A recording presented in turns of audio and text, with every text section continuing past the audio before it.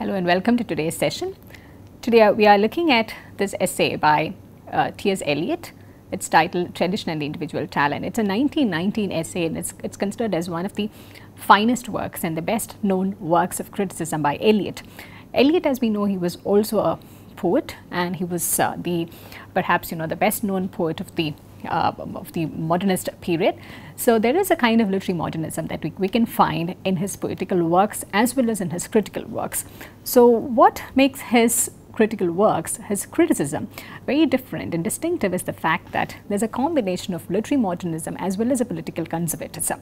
So writing at a time which is right after the Victorian age and when the romantic principles are still reigning high in certain ways, we find him going against the grain of tradition, the way in which tradition is seen. The title itself is Tradition and Individual Talent. So there's a way in which he tries to bring in two things which have been going in two different directions, which have been seen as two different things in the during the classical age as well as during the modern English literary critical stage, where it was seen as two different things, tradition as well as individual talent. So here we find Eliot trying to bring in a kind of a synergy by trying to locate tradition in a very different way, in a very modernist way. But at the same time, we also find a certain kind of conservatism, which also becomes a hallmark of modernist criticism for a number of decades since then. So here's how Eliot begins with this essay. In English writing, we seldom speak of tradition, though we occasionally apply its name in deploring its absence. We cannot refer to the tradition or to a tradition. At most, we employ the adjective in saying that the poetry of so-and-so is traditional or even too traditional. So there's a way in which Eliot draws our attention to the fact that tradition has not always been seen as a wonderful thing, especially within the native English literary critical tradition. This is what we had seen during the Romantic period, during the Romantic critical phase, where we saw a very stark departure, very significant departure from the neoclassical principles. So the Romantic poets and the Romantic literary tradition had moved away considerably from what was seen as poetical tradition until that point of time, what was seen as literary tradition until that point of time. So tradition was not really considered as a great word, as a great notion as far as literature was concerned in the early 20th century. So Eliot is very much aware of this tendency of having moved away from traditional notions, and he acknowledges this skepticism that he and others during that time obviously had towards a tradition. And now it's very interesting ways he will try to situate the idea of tradition as he engages with it in a very individualistic sense as well as within the frameworks of modernism, but of course it's also very, very conservative in multiple ways, as we would begin to see. Seldom perhaps does the word appear except in a phrase of censure. If otherwise, it is vaguely approbative, with the implication as to the work approved of some pleasing archaeological reconstruction. You can hardly make the word agreeable to English ears without this comfortable reference to the reassuring science of archaeology. So we find many things, many other disciplines engaging in a dialogue with literary critical tradition over here, and Eliot is very much conscious of the fact that the word tradition needs to be made agreeable for English ears, because there is a discomfort when it comes to tradition. And during the Victorian period also, we saw that in spectacular ways, where theological traditions, literary traditions, scientific tradition, everything had been challenged, and a new set of belief system, a new set of value system, a new economic administrative system, a new political system, everything had come into place. Even the way in which people look at the world, evaluate the way in which they deal with each other, deal with emotions, deal with culture, everything had changed during the end of the 19th century. So in the early 20th century, while Eliot is writing, he is very much conscious of the need to repack tradition, to present tradition in such a way that it needs to be made agreeable to English ears. And a reassurance is needed, he says. Tradition, when it comes along with this reassuring science of archaeology, he believes, and he goes on to state in multiple ways within the literary framework, that it becomes more agreeable, it becomes more modern, it becomes more palatable to English ears. Certainly, the word is not likely to appear in our appreciations of living or dead writers. Every nation, every race has not only its own creative but its own critical turn of mind, and is even more oblivious of the shortcomings and limitations of its critical habits than of those of its creative genius.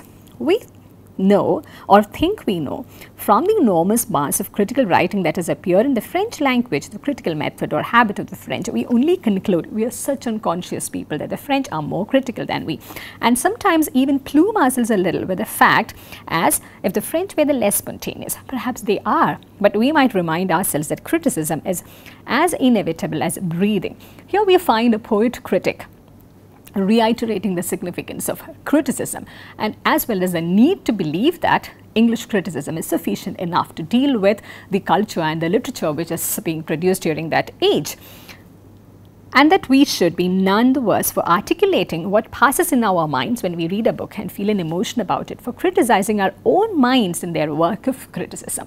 So we find him accentuating the ability of the human mind to engage with the text individually without engaging with tradition entirely, but the capacity of the individual mind, the human mind, to engage with the literary work and also pass judgments on it based on emotion. So we find that it's extremely impressive that in the early modernist period, when there is a very, very evident move towards literature in a different way altogether, we find emotion being underscored in significant ways over here. One of the facts that might come to light in this process is our tendency to insist, when we praise a poet, upon those aspects of his work in which he least resembles anyone else. He's talking about originality over here. In these aspects or parts of his work, we pretend to find what is individual, what is the peculiar essence of the man. We dwell with satisfaction upon the poet's difference from his predecessors, especially his immediate predecessors. If you look at the way in which literary ages have been divided, literary classifications have been made, it's always about continuity and more about departures.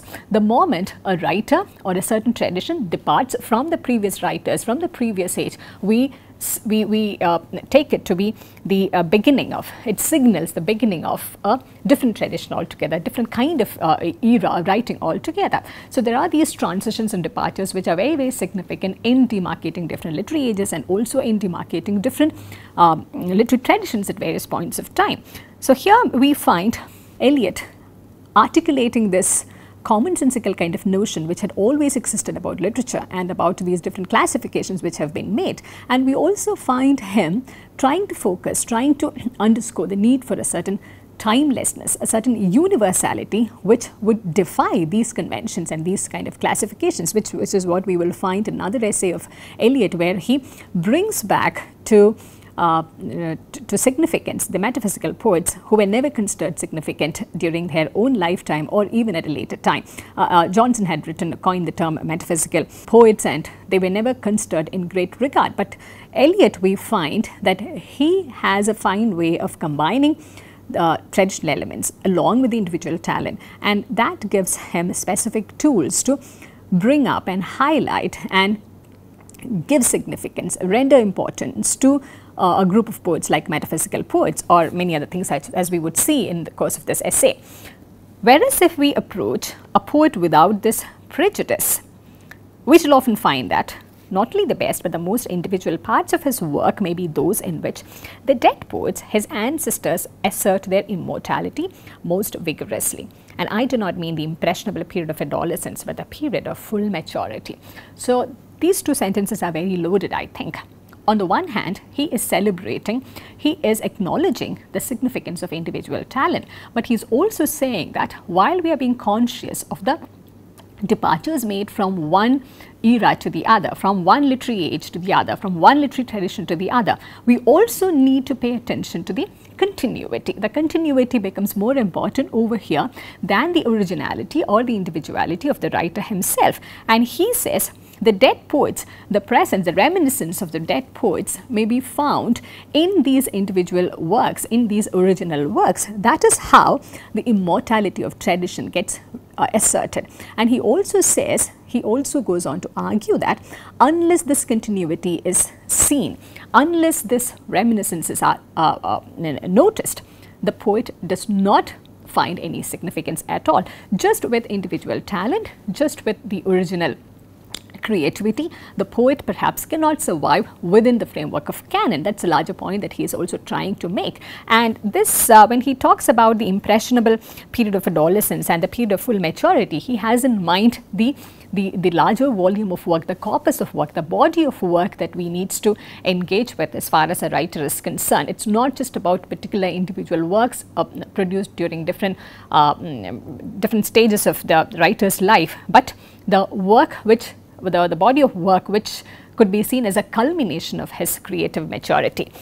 And in such a way, he goes on to argue, yet if the only form of tradition of handing down consisted in following the ways of the immediate generation before us in a blind or timid adherence to its successors, tradition should positively be discouraged. So tradition, what is not tradition? In this passage, he is trying to engage with the term tradition, and he, if you remember in the first paragraph itself, he says it's important to make this term agreeable to English ears, because there is a lot of skepticism about this term. It has been seen as something which is not commendable when it comes to originality, when it comes to moving towards, when it comes to transitioning and departing from the older ways of writing, older ways of presenting culture. But here he says it should not be mistaken for blind or timid adherence. It is not blind imitation at all, and that should be discouraged, very positively be discouraged. We have seen many such simple currents soon lost in the sand, and novelty is better than repetition. If you know your history of literature, you would remember that there were a lot of imitators, the imitators of different major writers, including Chaucer to begin with. And these imitators, who were then known as Chaucerians, they could not flourish for a long time, and their work did not live into the posterity. And Sidney, if you remember, he spoke about the poet apes. Imitation does not guarantee any kind of lasting significance as far as literature is concerned. Of course, there is a way in which the dead poets do leave their mark on these original individual writers, but that should not be confused with, that should not be mistaken for imitation, because imitation has never been a successful model as far as literary writing is concerned. Tradition is a matter of much wider significance. So in this essay, we will see that throughout this piece, Eliot is trying to situate tradition within a very large context. He combats provincialism. He moves out of England and he talks about a very European tradition. He talks about including many things other than what is produced within England itself. Of course, there is a certain kind of Eurocentrism which gets critiqued at a later point of time, but nevertheless, it's important to mark this as a significant departure, as a significant milestone where an English critic is willing to move out of the provinciality, move out of these the delimiting way in which literature and criticism has been viewed, and then talk about a European tradition altogether. And here he continues, it cannot be inherited. So tradition is not something which could be blindly imitated, it has to be discouraged, and it cannot be inherited either. And if you want it, you must obtain it by great labor. So tradition, the way it is seen in a traditional way, is something which is imitated, which you inherit without belaboring for it. But here Eliot reminds us, this tradition that we are talking about, the literary tradition that one is talking about, it cannot be inherited. On the other hand, if you want it, you must obtain it by great labor. That is entirely a willful kind of action from a poet or a critic. If you want to inherit it, you need to put some work on it. Modernist literature also, if you think about it, it's also about work. It's also about engaging with the writer, engaging with the work of art with a certain kind of labor. And it's the meaning making process does not come to you automatically. You need to put in some work along with the text in order to make sense of it. We find that same attitude getting reflected here in Eliot's criticism as well. It involves in the first place the historical sense, which we may call nearly indispensable to anyone who would continue to be a poet beyond his 25th year. And this is very, very important. Eliot does not consider any kind of short-lived writing as creative engagement at all, which is why he in the earlier passage also he talks about not the period of adolescence but the period of full maturity. He thinks it is one could be referred to as a poet only if he continues to display this sense of maturity towards his later ages as well. So here he's being more direct when he says it's about anyone who would continue to be a poet beyond his 25th year, not just the impressionable adolescence period when you have certain kind of a fling with literary writing for a brief period and then move on to other things. And the historical sense involves a perception not only of the pastness of the past, but of its presence. So, tradition, first of all, there is a historical sense, but it is not entirely about the past. It is also about the present. The historical sense compels a man to write not merely with his own generation in his bones, but with a feeling that the whole of the literature of Europe, from Homer, and within it the whole of the literature of his own country, has a simultaneous existence and composes a simultaneous order. Here, Eliot is moving beyond particular kinds of writers, certainly beyond individual writers, and he is talking about a holistic kind of tradition which gets inherited, of course, with a lot of labor. And here, it's about the entire body of writing which exists, not just within England, but also from across Europe. And it's a timeless thing too. It starts from Homer onwards. It's not about one particular age. It's not about a certain set of writers. It's about a cumulative effect that the present writer has, the present writer receives from a range of writers since Homer from across Europe. This historical sense, now he's being very, very direct here, which is a sense of the timeless as well as the temporal, and of the timeless and of the temporal together, is what makes a writer traditional. So this is tradition for him. It's a combination of the traditional as well as the modern, the present. It's about timelessness as well as of the temporal. So this combination is what makes Eliot's criticism and modernist criticism very different from the previous ages. And it is at the same time what makes a writer most acutely conscious of his place in time, of his own contemporaneity. Unless a writer is conscious about his past, unless a writer is knowledgeable about the tradition within which his work could be situated, his own genius could be situated, he says his own place would not be, his own sense of belonging would not be complete at all. So, the knowledge of the past, the knowledge of the tradition, the significance of this inheritance is what makes the poet, is what makes this poet situate himself or herself within his or her own time. Unless this kind of a situation does not happen, unless this sort of a framing does not happen, Eliot perhaps is arguing that the poet who is writing in the present does not know how to place himself or herself. He or she will be entirely out of place, not knowing where to map his own self or the kind of writings that they are producing. No poet, no artist of any art has his complete meaning alone. Yeah. So this is certainly about this fine combination, the fine synergy that Eliot hopes to achieve between the individual as well as the tradition. And the tradition is, of course, as he reminded us, not about one or two poets, or not about a set of writers, or not about a particular period. It's about this holistic cumulative effect which has been inherited, which has been handed down to these generations from the time of Homer, and this is from a range of places from across Europe. And this tradition cannot be inherited automatically. You need to put in a labor for that. That said, he continues to say, the significance of this poet, his significance, his appreciation is the appreciation of his relation to the dead poets and artists. You cannot value him alone. You must set him for contrast and comparison among the dead. And in certain ways, it's possible to see that this sort of comparison, this sort of a comparative analysis, it was always there. There was always a certain way in which writers were compared with their predecessors. And in one of Dryden's essays, he makes a comparison between Chaucer and the early Roman classical writers. But here, how Eliot becomes different is, it's not about particular kind of writers, it's about this entire cumulative tradition, and he continues to emphasize that.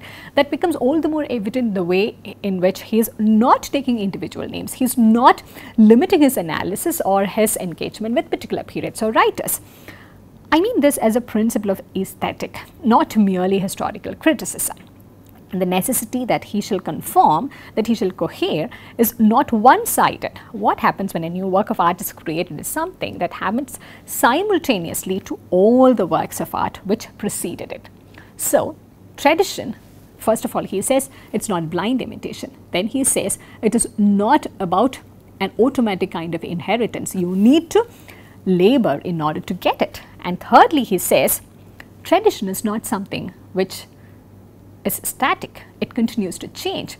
There is a timelessness about tradition, but it also continues to change. It's in a state of flux all the time, and that is a kind of tradition that Eliot thinks should be applauded. And this is how he makes tradition very much agreeable to English ears. So, according to this, according to Eliot's aesthetic principle, when a new work of art is being created, it's not just a new creation which happens, it also changes the way in which all the other previous works have been received. So, there is no fixed way in which a literary work and a work of art could be received. It's in a change of flux always, and this is very evident if you think about the Johnson's preface, which cemented the literary reputation of William Shakespeare. We find that the reception of that work, reception of Shakespeare's works, had undergone significant changes from one age to the other. And with every passing century, with newer works and newer traditions emerging, we find that the sense with which Shakespeare's works were received in the in its original ecosystem, that also continues to change. There is nothing static about the quality of literary reception. There's nothing static about the quality of literary genius, which we could identify with any of these works. The existing monuments form an ideal order among themselves, which is modified by the introduction of the really new work of art among them. The existing order is complete before the new work arrives. For order to persist after the supervention of novelty, the whole existing order must be, if ever so slightly, altered, and so the relations, the proportions, values of each work of art toward the whole are readjusted.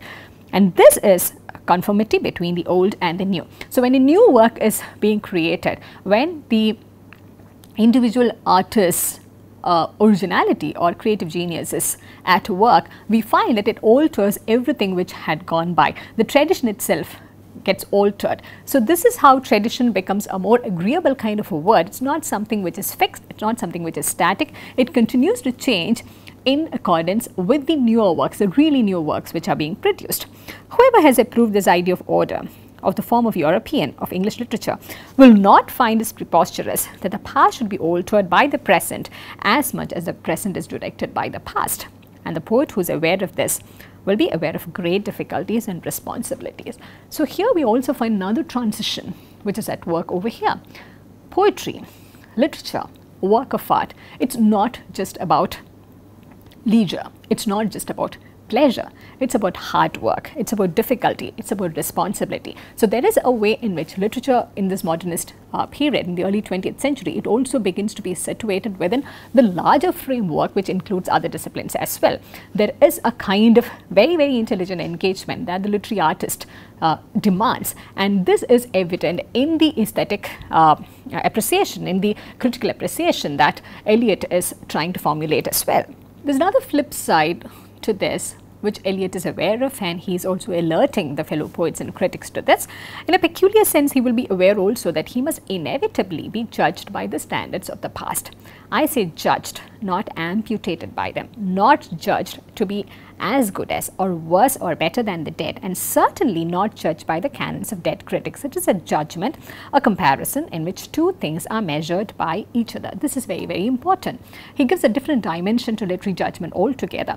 When a new work is judged based on the standards of the past, based on the works produced by the dead poets, the intention is not to entirely annihilate the new work of art because it does not conform or does not subscribe to the older notions. It's not about amputating this entire work altogether, but it is about evaluating it, and judgment takes a different notion altogether in the modernist period, as we could see over here. To conform merely would be for the new work not really to conform at all. It would not be new, it would therefore not be a work of art. So, there's a thin line between this tradition and the present modern ways that Eliot is talking about. If when the writer is, of course, judged by the past, and there's a certain standard which is in place, and there's a continuity which needs to be kept as well. But at the same time, if the writer decides to only conform, there would not be a new work at all. So there is a thin line, there's a fine line between this maintenance of tradition as well as this engagement with original creative genius. And we do not quite say that the new is more valuable because it fits in, but its fitting in is a test of its value.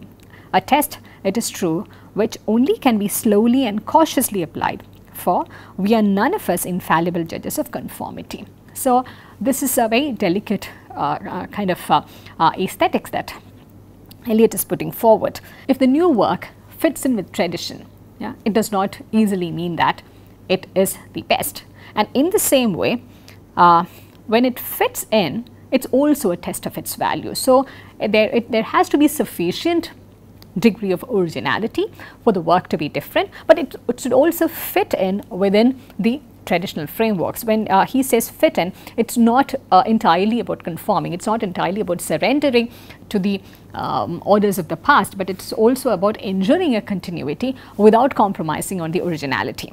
We say it appears to conform and is perhaps individual, or it appears individual and many conform, but we are hardly likely to find that it is one and not the other. This perhaps is the true test of literature as far as Eliot is concerned. There should be sufficient degree of originality, but it should not be in discontinuity with the past. There should be a sufficient degree of continuity in order to see how the literary tradition has been inherited, but it should also be original enough in order to acknowledge that this is original, creative, new genius at work. Now he tries to break down this very abstract notion in simpler terms, and he claims to do that.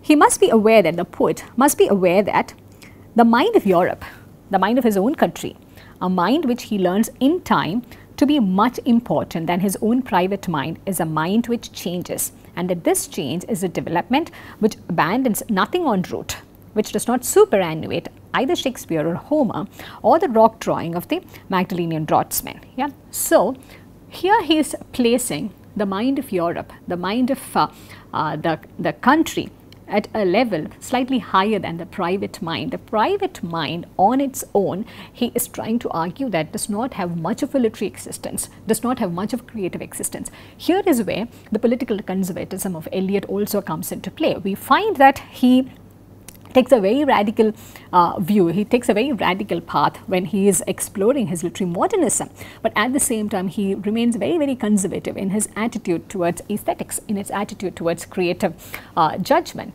in his attitude towards literary productions. And this development, refinement, perhaps complication certainly, is not from the point of view of the artist any improvement, perhaps not even an improvement from the point of view of the psychologist, or not to the extent which we imagine, perhaps only in the end based upon a complication in economics and machinery. But the difference between the present and the past is that the conscious present is an awareness of the past in a way and to an extent which the past awareness of itself cannot show. So there is something very, very conscious about this entire exercise. There is something very, very deliberate about this entire exercise of artistic and literary production, and that is what makes the historical sense and as well as the individuality of the writer very, very pertinent. And there is a way in which these two can come together without negating each other, but working together to produce a sense of new tradition, which is what he tries to argue throughout this essay as well. Having said this, Eliot now moves on to engage with some of the critiques that this sort of a notion might also give rise to. And in the rest of this essay, at least for some parts of it, in some passages, he tries to engage with some of the critical oppositions that such an aesthetic point of view would also give rise to. So I strongly encourage you to read through this entire essay to get a sense of how the idea of tradition is being taken forward, and we will also come back to look at these criticisms and how Eliot responds to this in the next few passages. So we shall wrap up with this today. Thank you for your attention, and I look forward to seeing you in the next session.